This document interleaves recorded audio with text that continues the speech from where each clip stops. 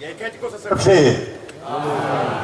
Umfundisi ungidi lo ukhulumayo. Ngisize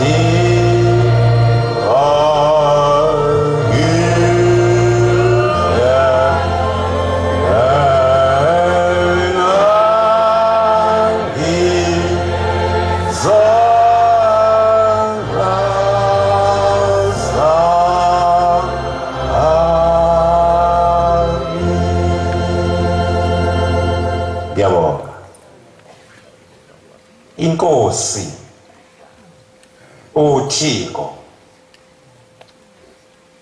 ithi kwakuJanuary 27 2001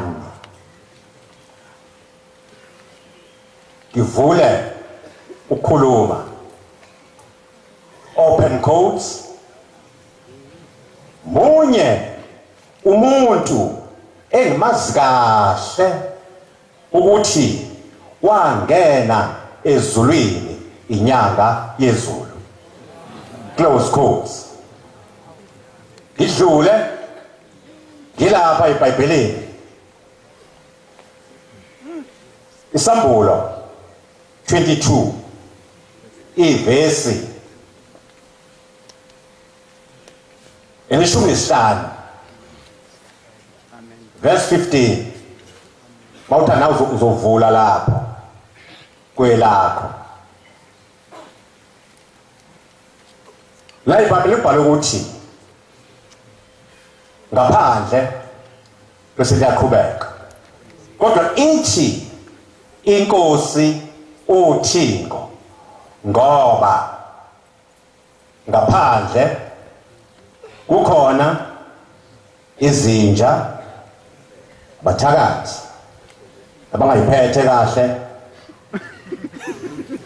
namakati nabahlubuki nabakhonza izithombe nabo bonke abakuthandayo nabakwenzayo okubi la inkosi uThixo ya amenda iBhayibheli la amendwa liyatola kubo kuphela isuso kululimi liye kolunye liye kolunye liye kolunye lokhu ubaba wakwenza ku-17/6/2006 owayefunda kwakuThemba Masinga. uThemba Masinga wathi ngaphandle, wathi cha ngoba ngaphandle. Wathula uThemba Masinga wathi funda uthuleleni. Wayesefunda uThemba Masinga. Mawubheke eBhayibhelini akukho ukuthi namakati, kodwa ithi inkosi namakati. Kuba izinto la ingavumelekile esontweni ngoba ewuNkulunkulu. Walamenda iBhayibheli. Inkosi uThixo kwakuNkulunkulu. Amen. Ithe insizwa ekulaleni kwayo yayisithathwa ngephupho kwakushukela la phezulu la ngasenhla eicawini. Base beyalena intaba amatabetulu babona idamu. Ithi inkosi langa, mfana ubonani? Athi lo angiboni kahle, buka kahle lapha edameni yini oyibonayo?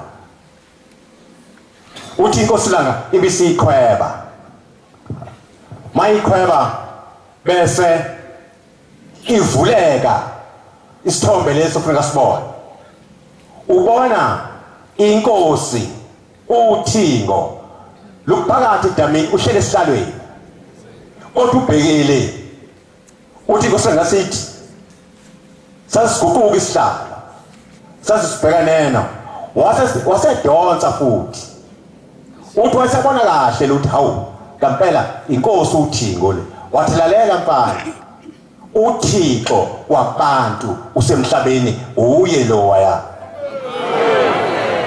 Nkosi usemezweni